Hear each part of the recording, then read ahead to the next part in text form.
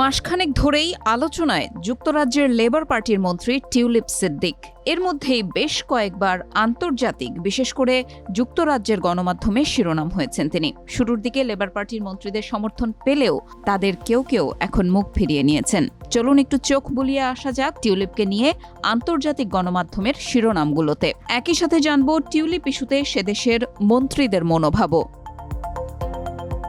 British সংবাদ মাধ্যম the guardian তার শিরোনামে লিখেছে, Keir Starmer will act on findings of tulip Siddique investigation regardless of outcome. অর্থাৎ আগে তদন্ত হবে এবং তার উপর ভিত্তি করেই টিউলিপের ব্যাপারে সিদ্ধান্ত নেবেন যুক্তরাজ্যের প্রধানমন্ত্রী কিয়ার স্টারমার।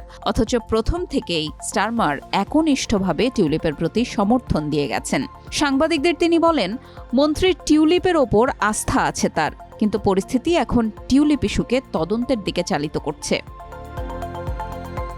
ফিনান্সিয়াল টাইমস বলছে, যুক্তরাজ্যের বিরোধী দলীয়দের মধ্যে টিউলিপের পদত্যাগের দাবি উঠেছে। কনজারভেটিভ পার্টির নেতা ব্যাডেনোচ তার এক্স পোস্টে বলেছেন, যুক্তরাজ্য সরকার যে আর্থিক সমস্যা তৈরি করেছে তা মোকাবেলায় যখন মনোযোগী হওয়া উচিত, তখন টিউলিপ মনোযোগ নষ্টের কারণ হয়ে উঠেছেন।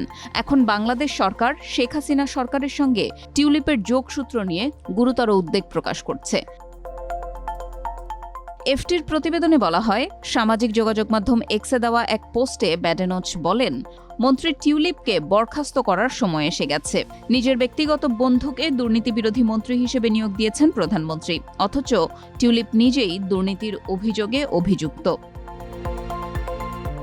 এর আগে হ্যারোইস্টের টোরি এমপি বব ব্ল্যাকম্যান বলেছিলেন, টিউলিপ সিদ্দিককে তার সম্পত্তির লেনদেনের বিষয়টি স্পষ্ট করতে হবে এবং মূলত কী বলা হয়েছিল এবং কেন তা ব্যাখ্যা করতে হবে। যদি তিনি তা না করেন, তবে মন্ত্রী হিসেবে তার আর টিকে থাকা সম্ভব নয়।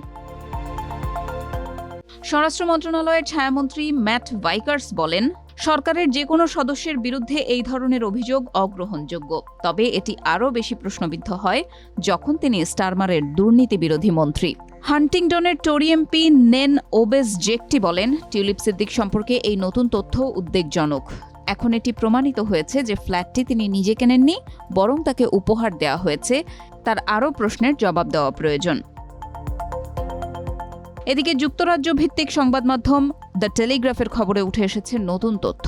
2019 সালে অনুষ্ঠিত ক্রিকেট বিশ্বকাপের দুটি ম্যাচ তিনি স্টেডিয়ামে বসে বিনামূল্যে উপভোগ করেন। সঙ্গে তার ভাই বোনও ছিলেন। তৎকালীন আওয়ামী লীগ সরকারের একজন সংসদ সদস্য তাদের সঙ্গে ছিলেন। সরকারি নথিপত্রের বরাতে খবরে বলা হয়েছে, দুপুরের খাবার সহ প্রতিটি ম্যাচের টিকিটের দাম ছিল 358.80 পাউন্ড। টেলিগ্রাফের আরেক প্রতিবেদনে বলা হয়, 2019 সালে যুক্তরাজ্যের সাধারণ নির্বাচনে স্টারমারের হয়ে প্রচারণা চালান আওয়ামী লীগের যুক্তরাজ্য শাখার নেতাকর্মীরা। দেশটিতে আওয়ামী লীগ সংশ্লিষ্ট বিভিন্ন ব্যক্তির বাড়িতে টিউলিপের বসবাস নিয়েও বিভিন্ন গণমাধ্যমে খবর প্রকাশিত হয়েছে।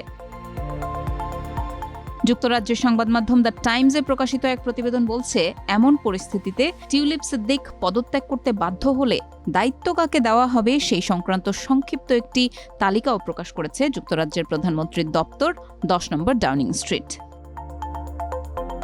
টিউলিপ সিদ্দিক ব্রিটেনের লেবার মন্ত্রিসভার সদস্য। তিনি economic secretary to the treasury and city minister হিসেবে দায়িত্ব পালন করছেন। তার কাজ যুক্তরাজ্যের অর্থ বাজারের ভেতরের দুর্নীতি সামলানো। তিনি বাংলাদেশের ক্ষমতাচ্যুত প্রধানমন্ত্রী ও আওয়ামী লীগ সভাপতি শেখ হাসিনার বোন শেখ রেহানার মেয়ে। বাংলাদেশে অবকাঠামো নির্মাণ প্রকল্প থেকে টিউলিপের পরিবার 3.9 বিলিয়ন পাউন্ড পর্যন্ত অর্থ আত্মসাৎ করেছে বলে যে অভিযোগ উঠেছে, সেই সংক্রান্ত তদন্তেও তার নাম এসেছে। বাংলাদেশের দুর্নীতি দমন কমিশন দুদক এই তদন্ত করছে।